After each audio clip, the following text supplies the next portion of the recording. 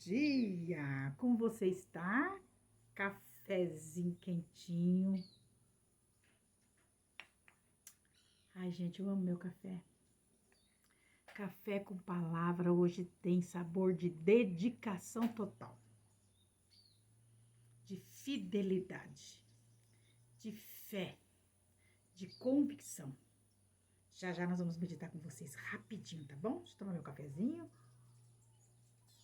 Lembrando a vocês que nós precisamos intensificar a nossa campanha de inscritos no nosso canal, tá bom?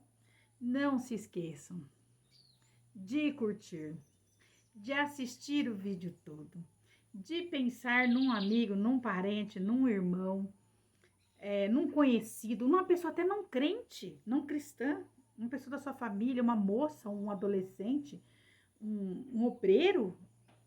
Pense em alguém, gente. Vamos compartilhar o nosso vídeo?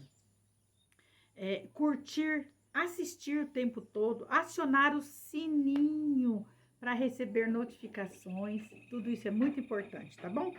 O Café com Palavra hoje nós vamos refletir sobre a vida de Ana. Mas qual Ana?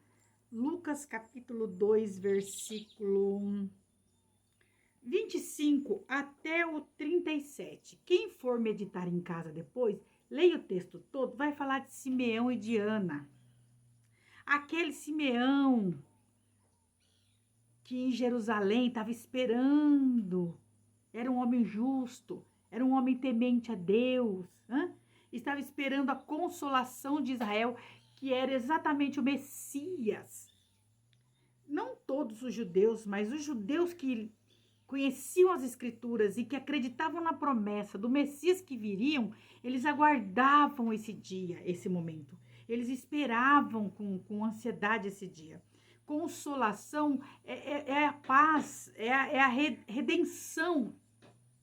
Porque mais do que ser cativo por um governo romano, era ser cativo pelo pecado. Isso era muito pior. O império do pecado era muito maior que o império romano. Então o Messias viria para trazer consolação. E o Simeão estava lá. E de repente foi revelado para ele que ele não morreria antes de ver o Cristo. O Messias que ele tanto esperava. E pelo Espírito Santo, não foi por ele, não foi por um convite, o Espírito Santo levou Simeão para o templo. E quando ele está no templo, José e Maria traz Jesus para que ele fosse apresentado conforme o uso da lei. E então o Simeão tomou em seus braços. E olha o que Simeão falou. E eu já começo até a chorar, porque eu fico meditando essas palavras, elas me emocionam. Porque tem coisas que só Deus te revela, no profundo, no íntimo. É algo entre Deus e você. Já aconteceu isso com você? Comigo muitas vezes. E aí, aquele sentimento de que Deus fala no seu coração de um jeito tão particular, tão peculiar, que você não tem como descrer, não tem como errar. E aí, o Simeão tomou o Jesus nos braços, estou falando com você, estou lendo aqui, tá?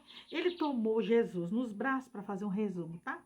Ele toma Jesus no braço e começa a dizer, louvar o Senhor. Agora, Senhor, podes me levar? Pode despedir em paz a mim? Quer dizer, agora eu posso morrer. Se o Senhor quiser me recolher, agora me recolhe. Porque os meus olhos já viram a tua salvação. E José e Maria ficavam maravilhados da fala do Simeão. Porque até eles ficaram comovidos da forma com que Simeão reconheceu pelo Espírito Santo que aquele menino não era somente mais um judeu. Ele era o Messias esperado. Mas lá junto no templo tinha uma mulher, e é sobre essa mulher que eu quero falar. Rapidinho, em 6 minutos, 7 minutos. Presta atenção. Tinha uma mulher chamada Ana. conhecida como profetisa.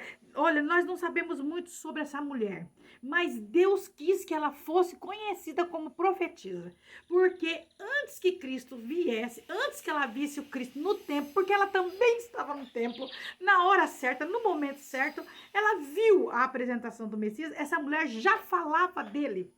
Se você vê no capítulo que nós estamos lendo, que é o capítulo 2 do Lucas, e somente Lucas conta essa história. Lucas gosta de narrar assuntos importantes sobre mulheres da Bíblia, né? E o Lucas, o Evangelho de Jesus Cristo, segundo escreveu Lucas, ele vai narrar no versículo 38 do capítulo 2, que sobrevindo na mesma hora, ela dava graças a Deus e falava dele. Ela não falava depois que ele foi apresentado, ela falava antes, ele vai vir, ele vai chegar. Ele, não é como nós estamos esperando, ele vai vir outra vez, gente, para nos remir desse mundo podre, desse sistema corrompido que existe e que nós, com muita luta, orando, jejuando, santificando, estamos lutando para chegar lá, para não se corrompermos com o sistema desse mundo. Ela falava o seguinte, que todos aqueles que esperavam a redenção de Jerusalém já podiam glorificar porque um menino já tinha chegado. E quando... Gente, deixa eu falar uma coisa para vocês. O nome de Ana significa graça. É muito lindo esse texto. Ó, além dela ser uma mulher digna, essa Ana, olha que interessante, ela era uma mulher de família. Ó, versículo 36. Ela era filha de Fanuel, da tribo de Aser. A Ana tinha 84 anos. Tinha motivos para ficar dentro de casa chorando. Por quê? Porque ela casou muito novinha, mas ficou casada somente por 7 anos. Já são 6 minutos. Somente 7 anos. Então, as meninas judias, nós não temos aqui a data com que ela se casou, mas vamos pôr entre 12 e 14 anos, que era essa a idade que as meninas se casavam. Então, vamos pensar assim, se ela casou com 14 anos, se essa menina casou com 14 anos e ela ficou casada há 7 anos, ela ficou viúva aos 21, certo? Se ela casa com 14, ela fica com 7 casadas, com 21 anos ela ficou viúva. É mais ou menos, aproximadamente, nessa faixa etária que ela fica viúva. Ela ficou viúva muito menina. A Bíblia não dá detalhes da história dela, filhos, não dá detalhes. Mas o que a Bíblia fala sobre Ana? Essa profetisa, não que ela exercia um ministério profético, mas que ela falava do Messias, ela proclamava o Messias, a redenção que viria antes dele chegar e depois que ele chegou, muito mais. E aí o que acontece? Essa menina, ela ficou viúva menina. Ela tinha 84 anos quando o Cristo, filho do Deus vivo, filho de José e Maria, 100% Deus, 100% homem, foi apresentado no templo por Simeão. 63 anos. A Bíblia diz, olha o que a Bíblia diz. Era uma viúva de quase 84 anos, versículo 37. E não se afastava do templo, servindo a Deus em jejuns e orações de dia e de noite. Uma mulher que proclamava, profetizava esperança, salvação, redenção. Aquele que viria não para remir o povo de um governo, mas para remir o povo do pecado, da escravidão, da lei. Ah, que coisa linda, gente. Só que eu estava meditando nessa passagem da Ana, e aqui eu caminho para o final, e Jesus trouxe no meu coração a importância das mulheres de oração. Alguns historiadores pressupõem que Ana morava ali no templo, nas redondezas do templo, porque ela ficava de dia e de noite. Eu não tenho detalhes, não posso afirmar isso. Porém, ela era uma mulher dedicada, voluntária, servia de coração.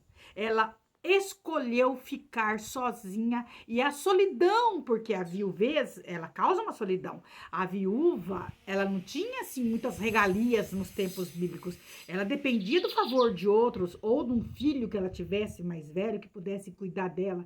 Aqui não temos detalhes, mas temos a história. Eu sempre falo isso, que a história, ela dá nome às pessoas. A conduta do crente dá significado a ele. Por exemplo, você lembra de Ana, a profetisa, você lembra de uma mulher fiel, de uma mulher de 84 anos, que quando Jesus nasceu, meu Deus, ela já tinha 84 anos. E ela escolheu servir a Deus em oração e jejum. E quando eu estava lendo esse texto, sabe de quem que eu me lembrei? Da irmã Albertina. Quem que não lembra da irmã Albertina? Albertina Bezerra, fundadora do Círculo de Oração. Eu quero falar aqui a homens e a mulheres de oração, mas usando o exemplo da Albertina. Gente, a irmã Albertina fez a primeira reunião de oração no dia 6 de março de 1942, num bairro recifense conhecido por Casa Amarela. Qual foi o motivo que levou a irmã Albertina a se reunir com algumas mulheres? E foram 7 mulheres que começaram com a irmã Albertina. A doença da sua filha Zuleide, que os médicos diagnosticaram que a menina não ia falar, não ia andar e somente ia viver 8 anos.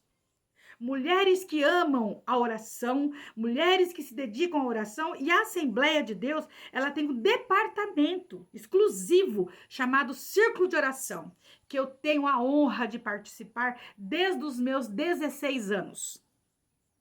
Tive o privilégio de trabalhar com muitas líderes e tive o privilégio de liderar muitas mulheres, e isso eu vou carregar para cima. É o meu tesouro, ninguém arranca isso de mim. A experiência de dar e receber com essas mulheres. O ministério da oração, um ministério importantíssimo, onde a gente leva as causas do povo, da igreja nossa, da nossa família, as nossas necessidades, os nossos sonhos, as nossas dores, aos pés de Jesus, por meio da oração. O departamento do Círculo de Oração é muito conhecido dentro da Assembleia de Deus. E outras denominações, mesmo que não tenham um trabalho com o nome Círculo de Oração, eles têm departamentos de oração, pessoas dedicadas à oração. E é a você que eu quero me endereçar nessa manhã. Eu quero me endereçar a você. Eu quero falar a você que a oração é um dos recursos mais lindos que Deus deixou para a igreja. É na oração que nós vencemos as maiores batalhas. É na oração que a gente recebe graça de Deus para suportar os dias maus. É na oração que nós recebemos força e orientação do Espírito Santo para nos conduzirmos diante de algumas situações que fogem do nosso controle. É na oração, e a irmã Albertina reuniu com essas mulheres e Deus fez o milagre. Curou sua filha e ela viveu muitos anos. E o Círculo de Oração, como que surgiu esse nome? A história conta que ela viu em um folheto uma mensagem que dizia que nós poderíamos circular os céus com a nossa oração. E na reunião de oração, que começou no dia 6 de março de 1942, a irmã Albertina, a mulher pioneira que morreu com 94 anos, ela teve a inspiração de Deus, de dias depois, colocar um tema, um nome para aquele trabalho, para aquela reunião de oração. Círculo de oração. Vamos circular os céus com as nossas orações. Quando você não tiver como falar, quando você não tiver recursos para usar, quando você se sentir encurralado, quando você precisar de um milagre, quando você precisar de força, quando você precisar de graça, quando você precisar de direção, ore a Deus. Se na sua igreja tem círculo de oração, se na sua igreja tem um departamento de oração, vai orar. Mas não vai orar somente na igreja, ore na sua casa, ore trabalhando, tome posse desse recurso maravilhoso. Porque esse recurso chama para a tua vida, chama à existência coisas que só os céus podem liberar. Olha que coisa linda. Glória a Jesus. Círculo de oração, e aqui eu vou encerrar minhas palavras, é um lugar onde a gente se derrama. É um lugar onde a gente pode falar com Deus. trabalho de oração, momento de oração, onde você busca do Senhor armas para lutar nas guerras. Guerras espirituais se vence com armas espirituais. Tem muita gente se perdendo, porque tem tomado rumos, decisões da sua própria cabeça, sem buscar de Deus uma orientação. Eu quero dizer para a sua vida, tanto a irmã Albertina, que foi a mulher que eu usei também como referência hoje, porque quando eu meditei sobre Ana, a profetisa, aquela mulher que vivia no templo dia e noite, que tinha motivos para ser triste, mas ela quis se entregar a Deus em oração e viu o que outras pessoas não viu, porque o Espírito estava conduzindo ela no momento certo, na hora certa, ela pôde ver o Salvador sendo apresentado no templo. A oração vai fazer assim com você, como fez com a irmã Albertina, que diante do diagnóstico, ela levou o problema para Deus, sabe? Ela levou para Deus. O diagnóstico foi dado pelos médicos, não porque os médicos são opostos à fé cristã, não é isso. O médico, ele examina e ele faz aquilo que ele sabe fazer. Mas o nosso Deus, eu vou encerrar cantando para você essa frase. Ele vai além da medicina, quando ele estende as suas mãos, quando não se tem saída, quando a morte vence a vida, ele ainda tem a solução.